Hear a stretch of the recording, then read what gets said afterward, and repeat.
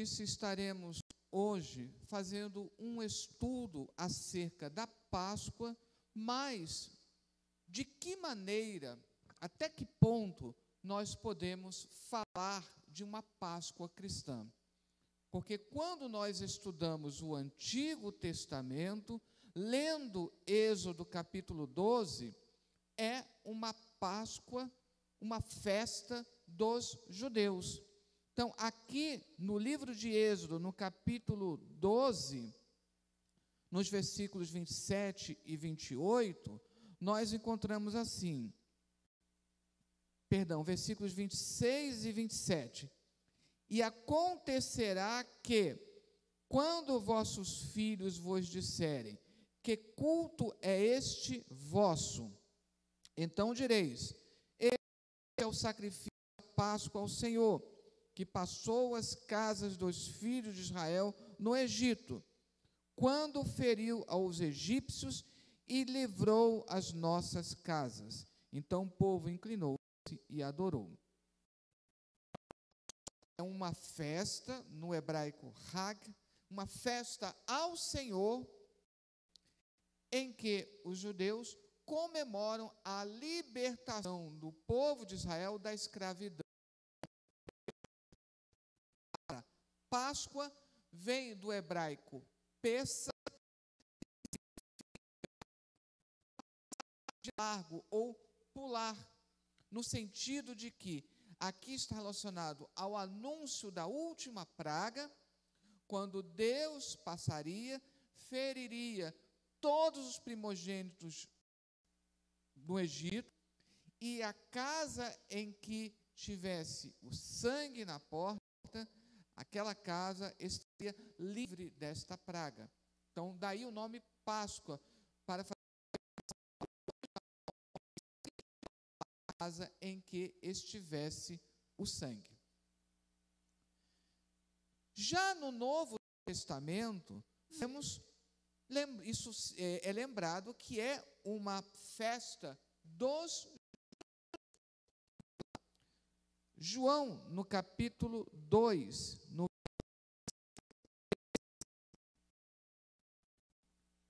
João 2,13, nos diz assim: e estava próxima a Páscoa dos judeus, e Jesus subiu a Jerusalém.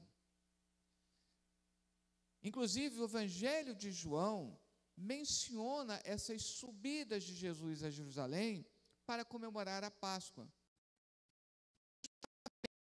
Essa menção no Evangelho de João que permitiu que a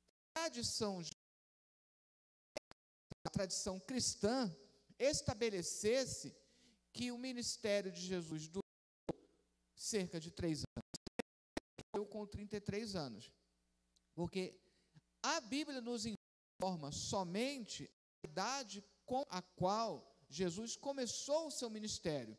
Está lá em Lucas, no capítulo 2, que Jesus começou o seu ministério com 30 anos, mas não diz quanto tempo durou o seu ministério e muito menos com quantos anos ele morreu, foi crucificado. Mas a partir das subidas de Jesus para a Páscoa, no Evangelho de João, estabeleceu-se na tradição que o ministério de Jesus durou 3 anos e meio, e consequentemente ele morreu com 33 anos. Agora, o mais importante que nós observamos aqui é que João faz questão de salientar, é a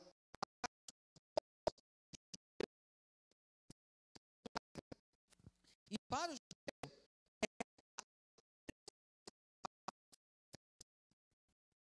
para muitos judeus, a compreensão de muitos judeus é que ali começa de fato o povo de Israel. Antes você tem promessa de um povo, mas o povo em si é como se começasse ali, o povo de Israel. Podemos observar ainda no Evangelho de João, no capítulo 11, versículo 55. João 11:55, e estava próxima a Páscoa dos judeus. E muitos daquela região subiram a Jerusalém antes da Páscoa para se purificarem. Por ser a principal festa dos judeus, Jesus, que nasceu como judeu, por isso que o próprio Evangelho de João diz, veio para os seus. Em que sentido? Que Jesus, como diz Mateus, veio primeiro resgatar, depois ele se volta para nós, gentios. E você vê a família de Jesus celebrando a Páscoa desde cedo. Lucas 2:41. Jesus ainda criança e os seus pais estão celebrando a Páscoa, que era o que o judeu até hoje faz. Lucas 2:41. Olha o que diz. Ora, todos os anos, não era apenas em um ano, todos os anos iam seus pais a Jerusalém à festa da Páscoa. Então, a família de Jesus e o próprio Jesus cumprindo aquilo que o Senhor prescreveu para Israel lá no Antigo Testamento. E qual é a relação da crucificação de Jesus com a Páscoa? Quando nós vamos analisar que Jesus ele foi morto, crucificado, na época da celebração da Páscoa judaica. Então, vamos lá. Mateus 26:18.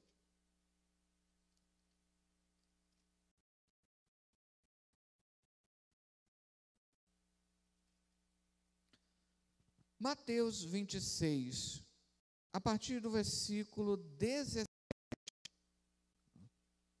Mateus, no capítulo 26, a partir do versículo 17.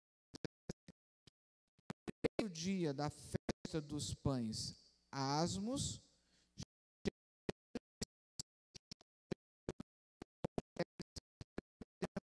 a comida da Páscoa.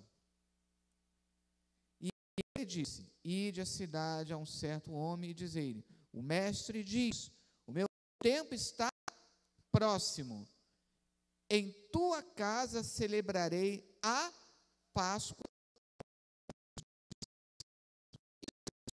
Eles lhes ordenaram e prepararam a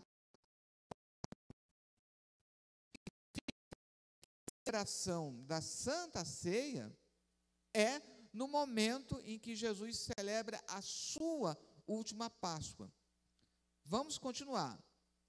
E chegada a tarde, sentou-se à mesa com os 12. Enquanto eles comiam, disse, em verdade vos digo que um de vós há de me trair. Ou seja, aqui Jesus está comemorando a Páscoa. E aí, num determinado momento, vamos pular para o versículo 26. Enquanto comiam, então é interessante isso. Jesus celebra a Páscoa primeiro e, num determinado momento, ele institui a Santa Ceia. Olha o que diz no versículo 26. Enquanto comiam o quê? O pão que é comido, né, na Páscoa. Quando comiam a Páscoa. Enquanto comiam, Jesus tomou o pão e, abençoando-o, partiu e o deu aos seus discípulos e disse, tomai e comei, isto é o meu corpo. E tomando o cálice e dando graça, deu-lhe dizendo, bebei dele todos. Então, aqui nós começamos a ver a relação da Páscoa com o sacrifício de Jesus. E aqui também começa essa comparação. Na Páscoa judaica, o Evangelho de João diz o quê? Eis o Cordeiro de Deus que tira o pecado do mundo. chama Jesus de o Cordeiro de Deus, fazendo como se comemora, se celebra a Páscoa, quando se sacrificava um cordeiro. Lá em Lucas 22:15, Jesus demonstra o quanto ansiava por este momento, que deveria coincidir com a Páscoa.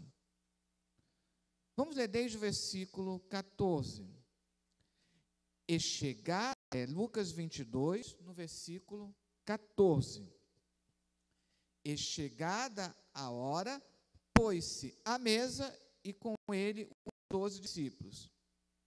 E disse-lhes: desejei muito comer convosco esta Páscoa antes que padeça.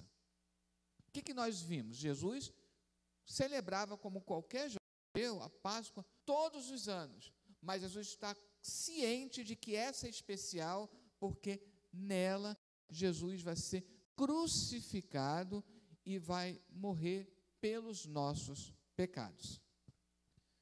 Aí no versículo 16, porque vos digo que não a comerei mais até que ela se cumpra no... Tomando o cálice, havendo dado graças, disse: tomai-o e reparti entre vós. Vos digo que já não beberei do fruto da vide até que venha o reino de Deus. E tomando o pão, e havendo dado graças, partiu e deu-lhe, dizendo: isso é o meu corpo que é por vós dado. Fazei isso em memória de mim. Semelhantemente, o cálice depois da ceia, dizendo: esse cálice é o novo testamento no meu sangue, que é derramado por vós. O que é interessante aqui é que há uma menção do cálice 2 vezes. Então, na segunda, está fazendo relação direta com a instituição da ceia. Isso é uma característica própria de Lucas, que faz essa distinção, que faz essa diferenciação. Jesus, então, ele foi crucificado na época da Páscoa. João 19, 4.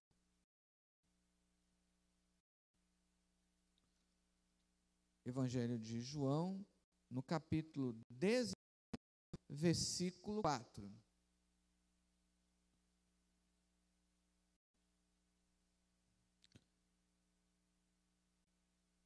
Então Pilatos saiu outra vez fora e disse-lhes: eis aqui vô-lo trago fora, para que saibais que não acho nele crime algum.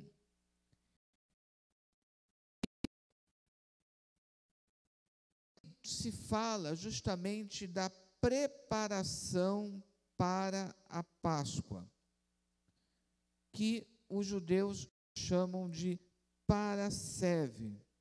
Isso está lá no versículo 14. E era a preparação da Páscoa, e quase a hora sexta, e disse aos judeus: eis aqui o vosso rei.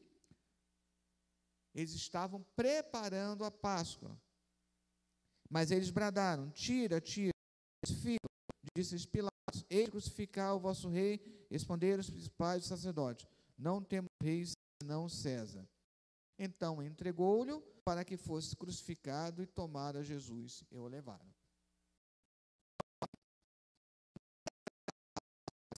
Mais exato, porque aqui fala da...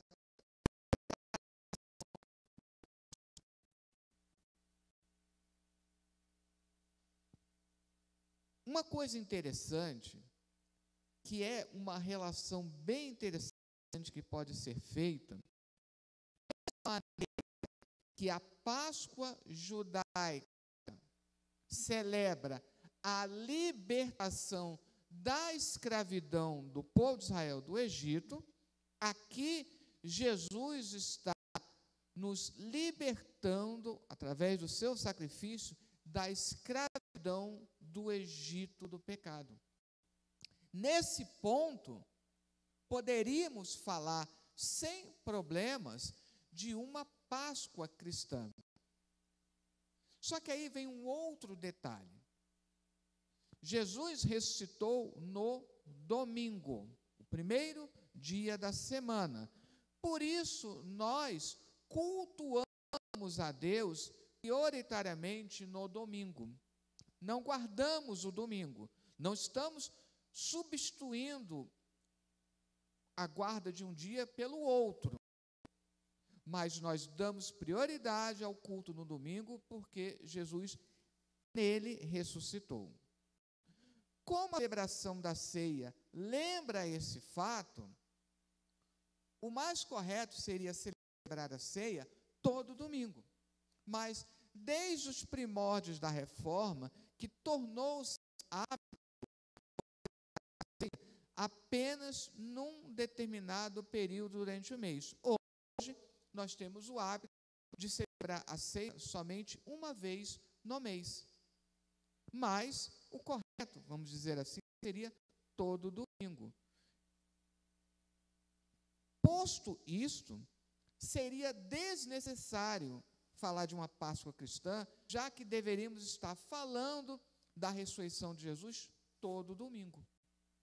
Mas como isso não acontece no nosso meio, como era um hábito da igreja primitiva, mas como deixou de ser um hábito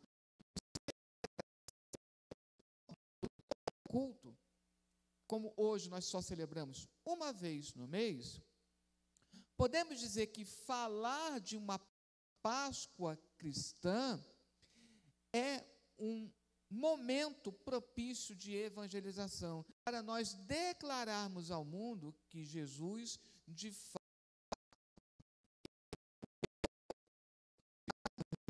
ressuscitou ao terceiro dia.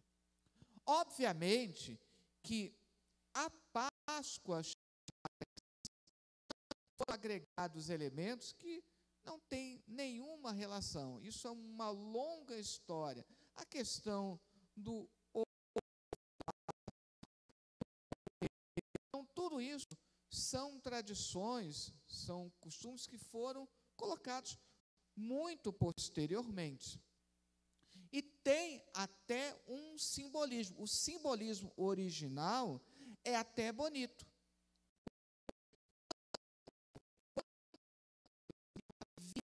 A vida que é dada por Cristo. Só que isso se perdeu muito tempo depois, porque até hoje, em alguns países, é o ovo de galinha mesmo pintado para fazer essa celebração. E o significado original era esse, simbolizar a vida que Cristo deu por nós, para que nós tivéssemos vida e vida em abundância, como diz o Evangelho de João. Mas, infelizmente, esse simbolismo original de costume, que não está na Bíblia, mas um costume que foi feito para lembrar disso, acabou se perdendo ao longo do tempo. Então, diante disso, nós poderíamos falar de uma Páscoa cristã. Da mesma forma que no Natal não devemos esquecer do aniversariante, mesma coisa. Na Páscoa, não devemos esquecer que a Páscoa faz alusão ao sacrifício que Jesus fez por cada um de nós, por toda a humanidade. E há aí uma citação bem interessante em 1 Coríntios, no capítulo 5. Só que essa citação, ela só é compreensível se você analisar pelo... Olha o que Paulo está dizendo aqui, em 1 Coríntios, no capítulo 5, versículo 7. Eu vou ler naturalmente na Almeida Corrigida, mas depois eu vou citar como está o texto grego, para compreender. Alimpai-vos, pois, do fermento velho, para que sejais uma nova massa, Porque Cristo, nossa Páscoa, foi sacrificado por nós. O que o apóstolo Paulo está se referindo? Quando vamos estabelece que não poderia ser judeus. Tanto é que até hoje, isso é um costume dos judeus, na véspera da Páscoa, eles têm que limpar e tirar todo e qualquer fermento. Eles levam isso às últimas consequências, toda a louça, para não ter o risco de ter qualquer outro alimento, toda a louça, prato, lavadora, tudo, eles têm uma louça especial só para a Páscoa. Então, eles têm esse hábito. Na véspera, eles encaixotam toda a louça do uso cotidiano e tiram, que estava guardado, uma louça só para a Páscoa. E tiram tudo aquilo que tem fermento. É isso que o apóstolo Paulo está se referindo, a esse hábito judaico. Aí diz, porque Cristo, nossa Páscoa. Aqui é o sacrifício da Páscoa. Ou seja, o que o apóstolo Paulo está dizendo? O sacrifício da Páscoa é o cordeiro que foi imolado por nós. Por isso, quando nós estudamos lá na Páscoa judaica acerca do cordeiro que deveria ser sacrificado, ele aponta, ele é um simbolismo de Jesus Cristo.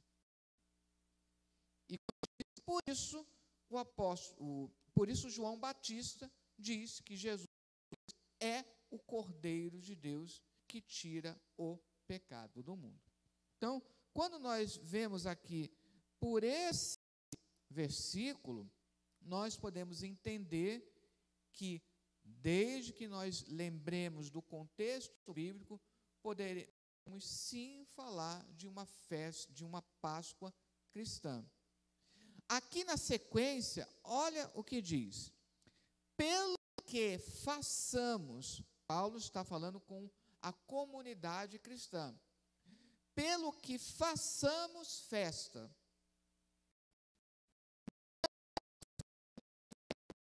nem com o fermento da maldade e da malícia, mas com os asmos da sinceridade e da verdade.